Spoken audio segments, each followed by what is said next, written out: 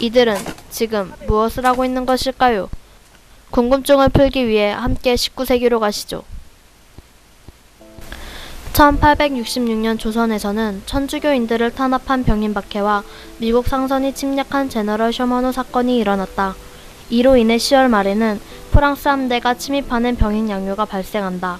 이 당시 서양인들 사이에서는 조선에 황금이 많다고 소문이 돌았고 서양인들은 조선의 문호를 개방해야 한다고 주장하기 시작했다. 이때 청에서 활동하던 독일 상인 오페르트는 조선에 관심을 가지고 두 차례나 통상을 요구하였으나 실패했다. 이때 청에서 활동하던 독일 상인 오페르트는 조선에 관심을 가지고 두 차례나 통상을 요구하였으나 실패했다. 그러던 중 병인박해 때 조선을 탈출한 천주교 신자들과 만나 조선 침략을 계획한다. 오페르트 원정대는 먼저 일본 나가사키에 개항하여 식료품과 무기를 준비한 후 조선의 서해안으로 간다. 그리고 아산만으로 들어가 횡담도에 덫을 내린다.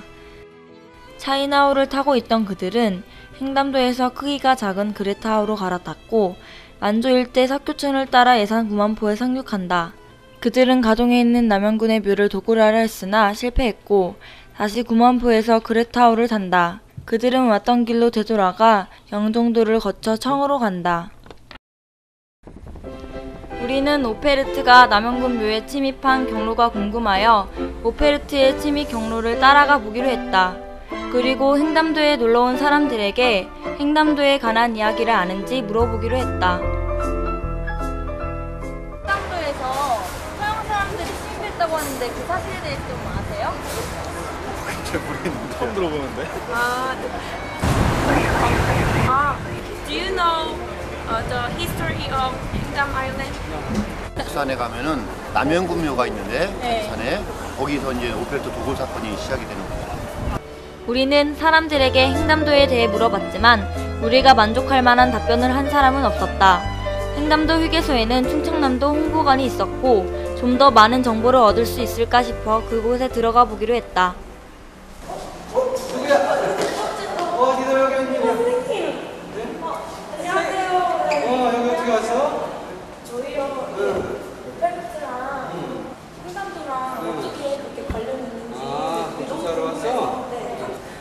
여기 횡담도가 그 1868년에 오페르트 일당이 처음에 큰 배 타고 도착했던 데야.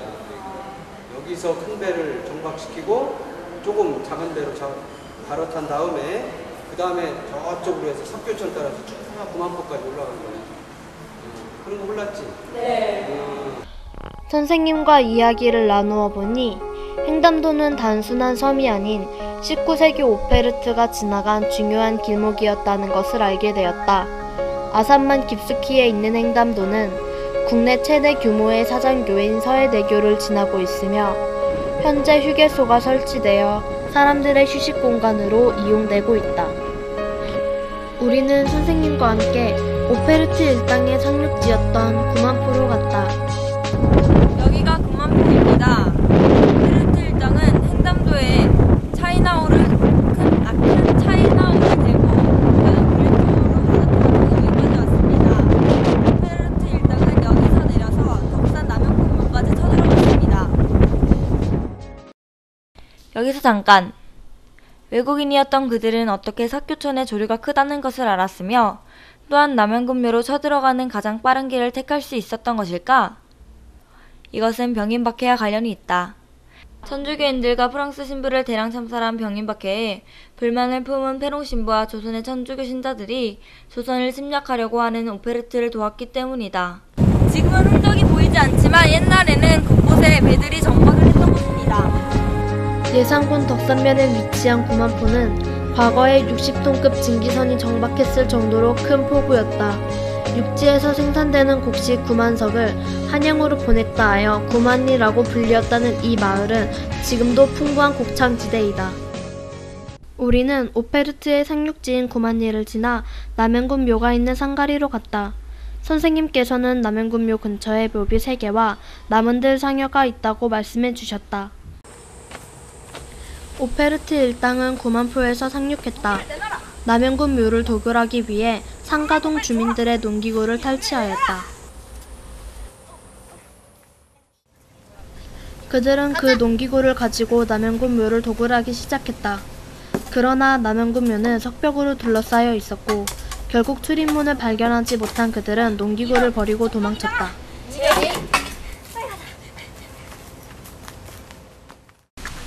우리는 남영군 묘와 그 묘비에 대해 더 궁금해졌고 그 궁금증을 풀기 위해 선생님과 만나기로 한 장소로 향했다.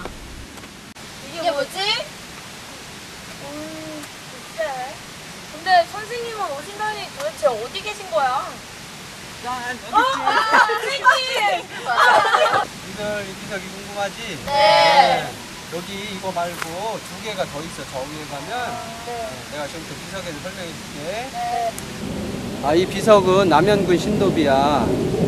이 비석은 이 무덤이 여기 왔을 때 세운 게 아니라 나중에 고종 임금이 왕위에 오른 다음에 남현군의 업적을 기리기 위해서 세운 비석이야.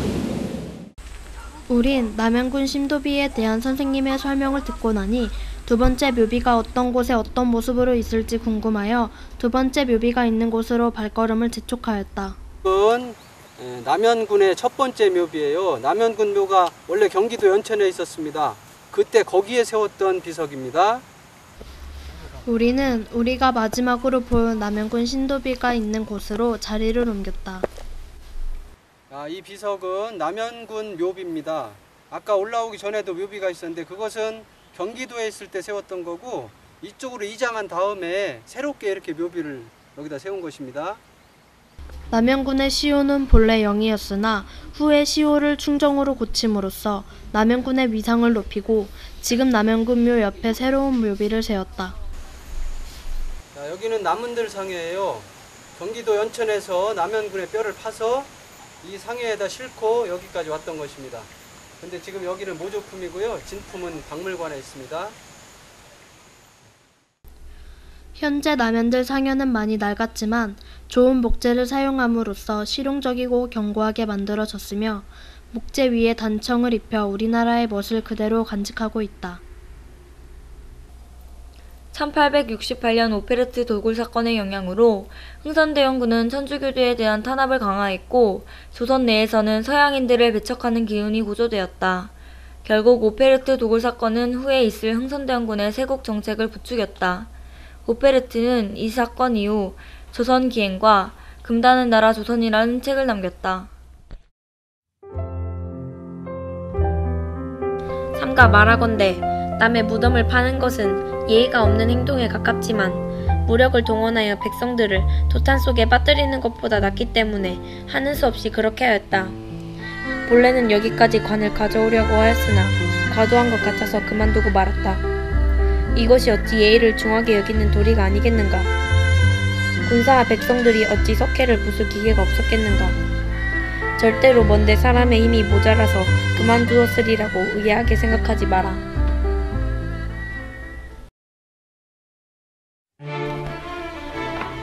귀국과 우리나라 사이에는 애당초 소통이 없었고 또 서로 은혜를 입었거나 원수진 일도 없었다. 그런데 이번 덕산 묘소에서 저지른 병고야말로 어찌 인간의 도리상차마 할 수 있는 일이겠는가.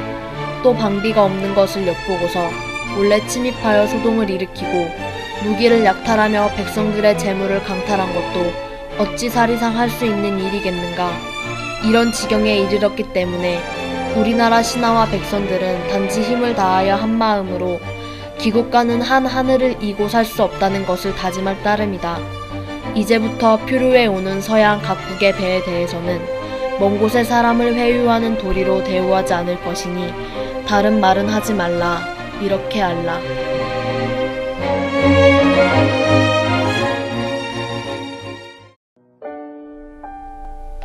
오페르트 도굴 사건. 이 사건은 단지 우리에게 교과서에 나오는 지식일 뿐이었다. 우리가 직접 나서서 우리 지역의 역사를 탐구하기 전까진 그랬다. 우리는 공부를 핑계로 우리와 한 일생을 살아가고 있는 우리 지역의 문화재에 대해 관심을 갖지 않았었다.